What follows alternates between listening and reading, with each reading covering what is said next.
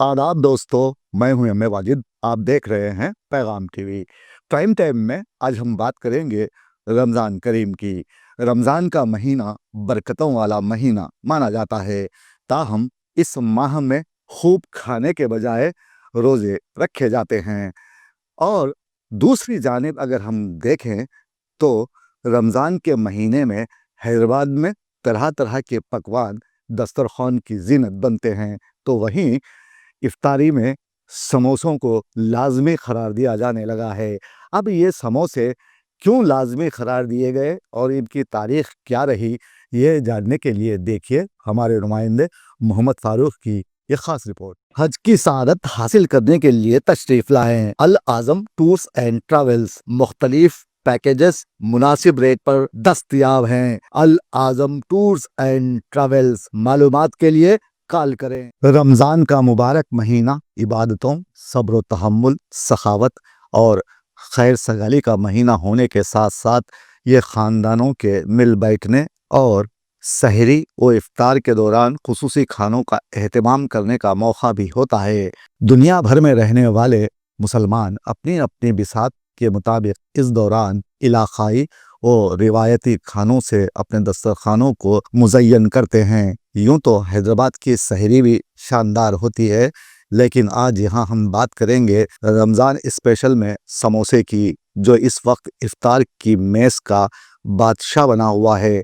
लगभग शहर के हर घर में इसे तैयार किया जाता है। जो तैयार नहीं कर पाते वो बाज़ार से मंगवा लेते हैं। यूँ तो हम सभी बचपन से समोसे खा खा कर बड़े हुए हैं। क्या ये हमारे मुल्क हिंदुस्तान या फिर हैदराबाद की ईजाद है? नहीं, ऐसा बिल्कुल नहीं है, बल्कि ये वसत एशिया से हिजरत करके यहाँ पहुँचा है। जी हाँ, वाकई समोसा एक गैर मुल्की पकवान है जिसने देसी प्लेटों में अपनी जगह बहुत खूबी से बनाई है।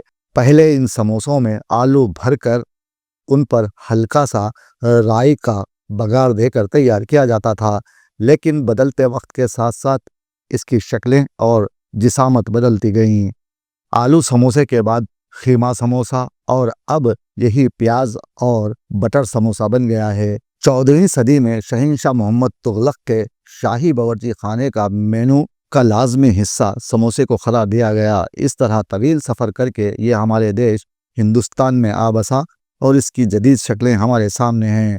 और ये समोसा ही है जो रमज़ान के महीने में इफ्तारी के लिए इस्तेमाल होने लगा।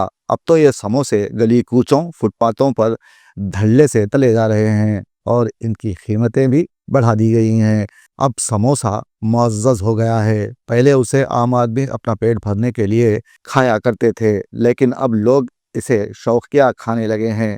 इसलिए अब ये उमरा की खुराक हो गई है। जब हम गाँव में हुआ करते थे तो चौक में बनाए जाने वाले समोसों की इश्तिहा अंगेज़ महक से हमारा जहन महक उठता।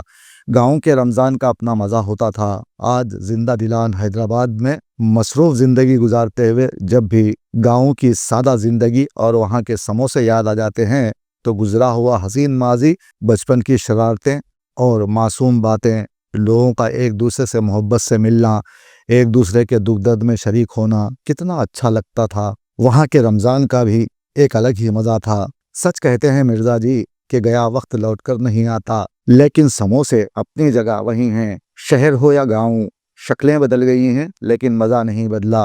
अगर आप भी समोसे खाने के शौकीन हैं तो आप अपनी सेहत का ख़ास ख्याल रखते हुए इसकी तैयारी को घर ही में यकीनी बनाएं, क्योंकि फुटपाथों पर बनाए जाने वाले समोसे बार बार इस्तेमाल किए गए तेल में तले जाते हैं, जो आपकी सेहत के लिए मुज़िर हो सकते हैं। इफ्तार में समोसे खाइए और ये शेर गुनगुनाइए कि चोरी छुपे खाते हैं कुछ इंसान समोसा, चोरी छुपे खाते हैं कुछ इंसान समोसा, हैं वो भी जो खाएं अलल ऐलान समोसा। कल बात करेंगे रमज़ान की स्पेशल डिश दही बड़े की, जो आपको इसी माह में अच्छे लगते हैं। ऐसा क्यों है, ये जानने के लिए देखिए हमारा खुसूसी प्रोग्राम रमज़ान स्पेशल।